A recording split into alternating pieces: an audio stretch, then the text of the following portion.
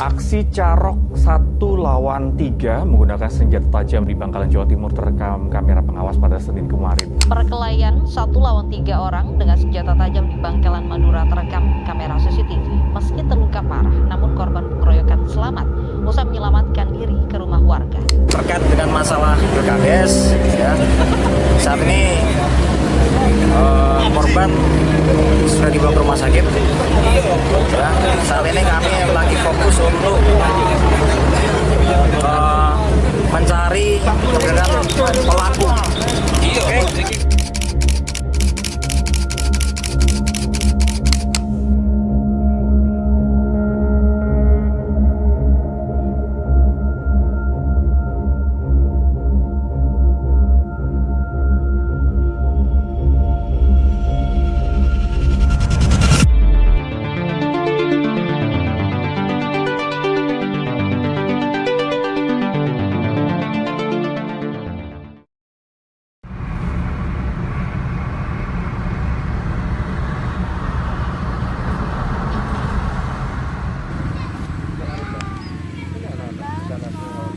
Assalamualaikum warahmatullahi wabarakatuh. Selamat sore.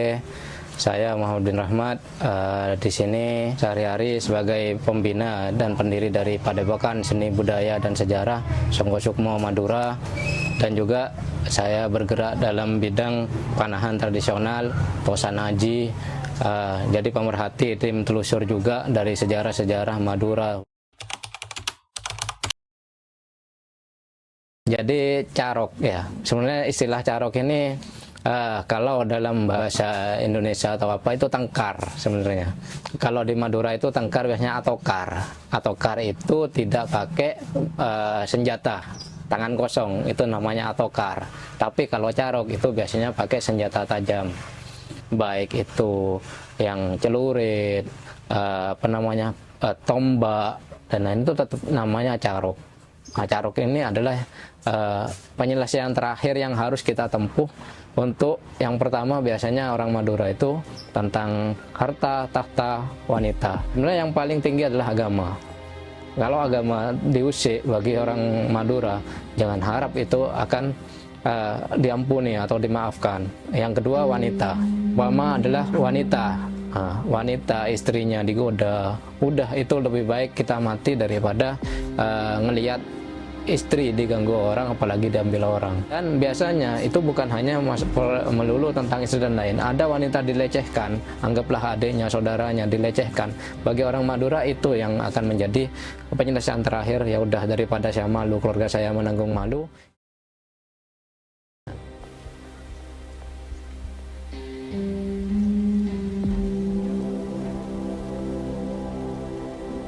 Assalamualaikum warahmatullahi wabarakatuh. Perkenalkan, nama saya Yayu. Saya kebetulan penggiat batik, ya, jadi pembuat, kemudian penyuka, dan juga bergabung dengan teman-teman di Pelestari Batik. Akhir-akhir ini, karena batik ini kan salah satu warisan budaya, ya, akhirnya saya juga terkait dengan teman-teman budayawan dan para penyuka sejarah. Terutama kami ini sedang sangat menyukai untuk mempelajari kembali apa yang ada di Madura ini. Sebetulnya carok itu adalah cara terakhir untuk mengatasi masalah ketika jalan lain tidak ada. Karena dengan carok itu diharapkan selesai sampai di situ. Jadi bukan sesuatu yang diinginkan, tapi ini memang sudah tradisi menyelesaikan masalah. Tradisi kan nggak selalu positif, ada negatifnya juga. Carok memang negatif, tetapi carok itu dulu itu memiliki nilai luhur.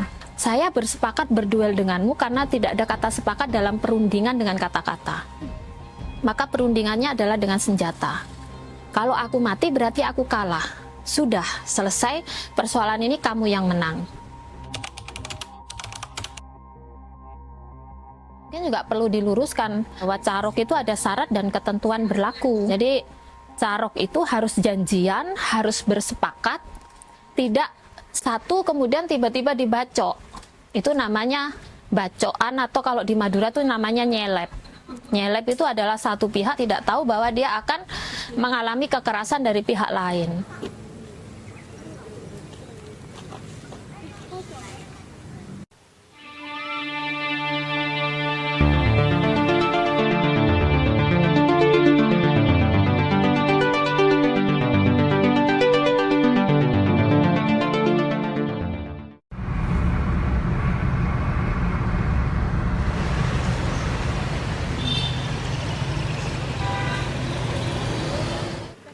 Saya Suwaji, Purnawirawan Polri yang sudah 1 tahun pensiun.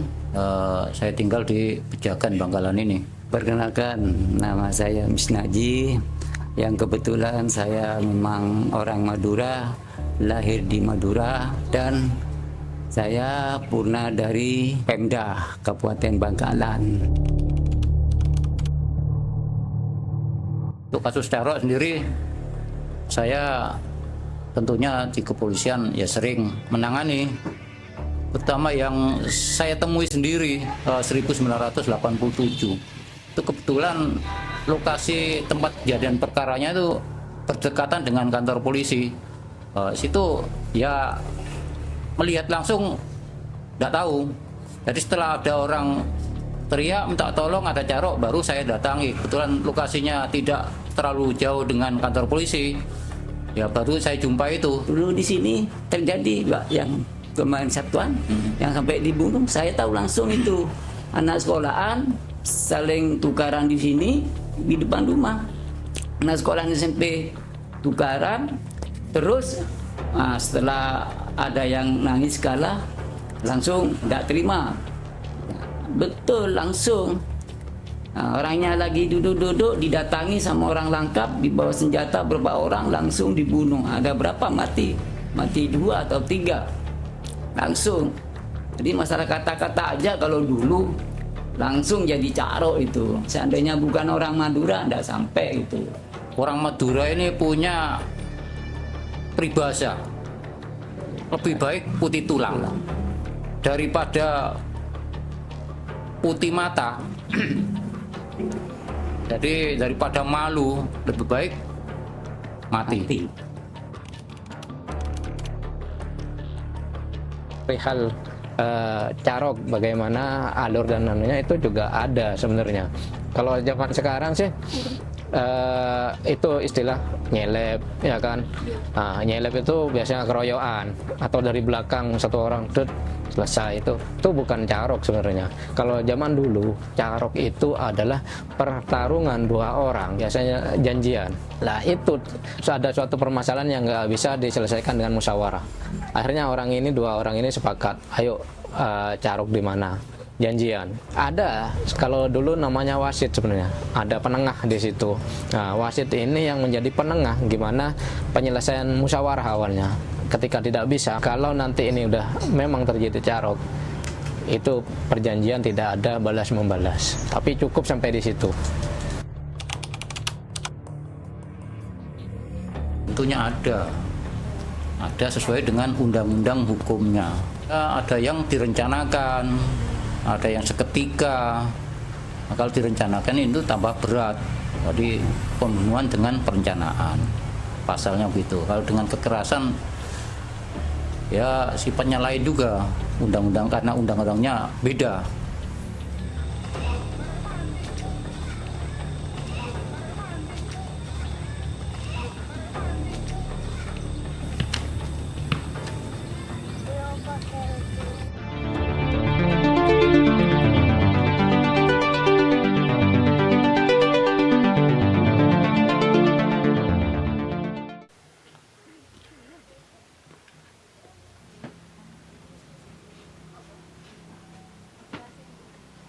Kalau orang tahunya ya, Madura itu senjata khasnya adalah celurit, biasa dengan begal dan lain-lain. Padahal kita punya kearifan lokal. Ini bengkok kan, ini bengkok. Tetapi kalau tentang agama tentang wanita dan yang tadi yang saya bilang, itu akan diluruskan dengan hal yang bengkok ini. Penyelesaian terakhir. Tetapi pada waktu zaman dulu, itu bukan dengan ini ketika orang melakukan duel dan lain-lain, tetapi yang pertama itu pakai namanya ini scan tombak, ya kan.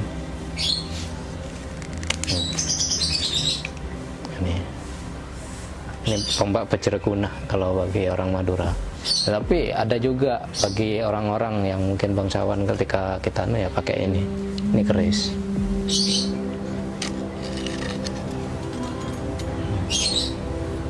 Laki-laki Madura khususnya yang tinggal di pedesaan memiliki kebiasaan membawa senjata tajam dengan cara menyembunyikannya di balik pakaian setiap kali mereka meninggalkan rumah, baik di waktu pagi, siang, sore, maupun malam.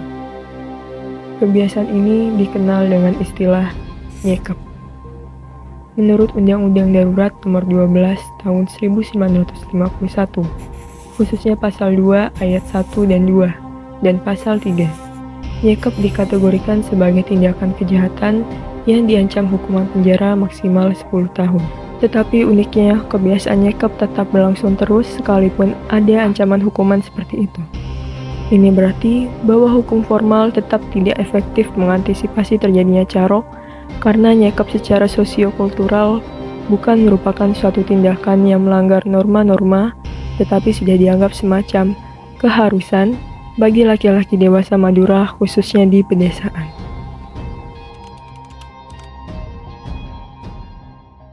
Jadi beberapa saat yang lalu ini kan perempuan ekspresif, waktu itu dari perempuan ekspresif ini mendapat kunjungan. Jadi dari perempuan penggiat seni itu sedang melakukan studi mengenai carok dalam perspektif perempuan. Dalam diskusi itu teman-teman menyatakan bahwa sebetulnya carok ini sudah hampir punah.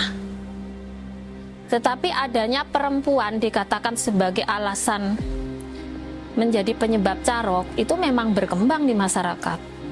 Nah, kita sebagai perempuan ketika ditanya bagaimana rasanya kita menjadi salah satu alasan terjadinya carok, ya tentunya nggak seneng ya. Nggak seneng, kita kan nggak mau segitunya diperjuangkan lah istilahnya.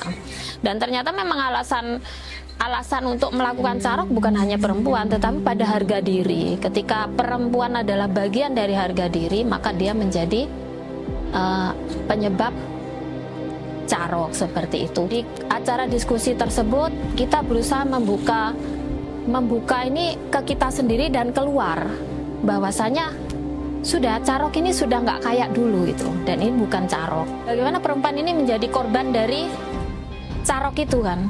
Nah, kalau suami pergi carok kemudian kalah kan mati ya, maka perempuan yang tertinggal di rumah tersebut harus terpaksa menjadi kepala keluarga. Jadi alangkah nggak asiknya kan, kayaknya dibela, tapi kalau setelah kejadian carok yang nanggung akibatnya kan juga perempuan. Kan dalam carok ini kan dibela kan karena laki-lakinya merasa diganggu. Kan kita sebetulnya yang perempuan ini nggak pengen dibela segitunya, atau apapun yang terjadi kita masih bisa bertahan hidup. Dan kami sebagai perempuan memang harus ikut melawan, dan melawannya juga dengan skala dan kadar yang sama dengan suku-suku lain gitu loh. Jadi nggak ada stigma negatif untuk perempuan Madura kalau saya pikir. Kalau sebagai tradisi itu masih ya, karena tradisi itu kan kebiasaan yang tumbuh dan berkembang, baik itu negatif maupun positif. Carok itu masih tumbuh dan berkembang meskipun mengalami pergeseran nilai. Menurut saya sudah tidak perlu dipertahankan seperti itu. Tetapi bagaimana caranya? Ya caranya memang kalau perempuan mau ambil andil di situ ya dalam mendidik anak. Bagaimana anak dibekali dengan pengetahuan bahwa itu bukan cara yang terbaik untuk menyelesaikan masalah. Dan sebetulnya kalau kultur membela perempuan itu bukan cuma punya orang Madura kan, tapi kalau orang Madura segitunya gitu, sampai jalan kekerasan pun ditempuh.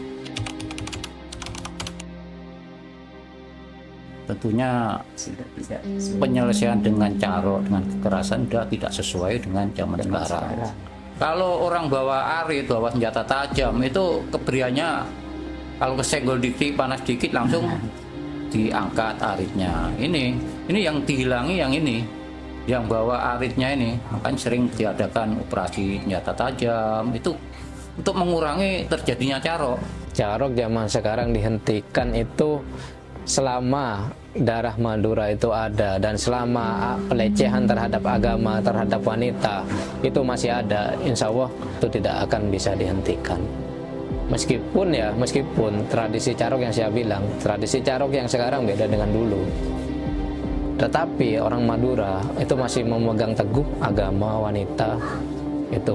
Jadi kalau harga dirinya, terutama harga diri tentang agama wanita itu masih ada, udah itu pasti akan terus, meskipun itu bisa dinetralisir. Karena dengan apa? Dengan sekarang terbukanya dunia pendidikan, kita bisa mengakses dan mana-mana, pemikiran lebih jauh. Carok itu seharusnya nggak usah dilestarikan, meskipun ada nilai-nilai luhur di dalamnya, ya nilai membela keluarga dan sebagainya, nilai melakukan perundingan dulu sebelum ada carok dan sebagainya, itu tidak perlu dilestarikan, sudah tidak relevan dengan zaman sekarang. Yang kedua, bahwasanya perkelahian, pembacokan itu bukan carok lagi sebutannya, harusnya adalah kriminal murni. Ya harapannya sudah tinggalkan budaya-budaya carok, budaya marah-marahan. Sudahlah, kita berlomba untuk membangun bangsa menjadi negara maju. Nah, kalau Pak niru Madura yang carok-carok toh nggak maju-maju nanti. Hanya dengan kemajuan yang seperti ini, zaman yang seperti sekarang, dengan sendirinya sudah hilang budaya carok itu. Diharapkan kita kepada anda-anda yang generasi muda adalah kita saling berlomba mencari ilmu setinggi-tingginya untuk bersama-sama membangun negara Indonesia tercinta ini. Harapannya bagi pemuda-pemudi Madura, bukalah wawasan, membukalah diri, jangan tertutup. Jadi harapannya semakin kita tinggi ilmu kita, semakin wawasan luas, insya Allah daya berpikir kita itu akan semakin luas juga. Pasti akan menerima perbedaan dan juga akan menerima masukan dari orang-orang yang sifatnya positif, sehingga tradisi-tradisi mungkin yang dalam tanda kutip jelek itu bisa kita tinggalkan, minimal harus minimalisir ya gitu. Harapan saya, jangan malu jadi Madura, berpendidikan tinggi kemudian melihat wah suku saya tertinggal gitu. Kita ini menambah kapasitas diri dengan sekolah, dengan mencari pengalaman sebanyak-banyaknya ya untuk membangun suku kita yang stigmanya ini negatif ini. Generasi muda ya, ayo kita bangun, kita rubah stigma negatif ini menjadi positif gitu.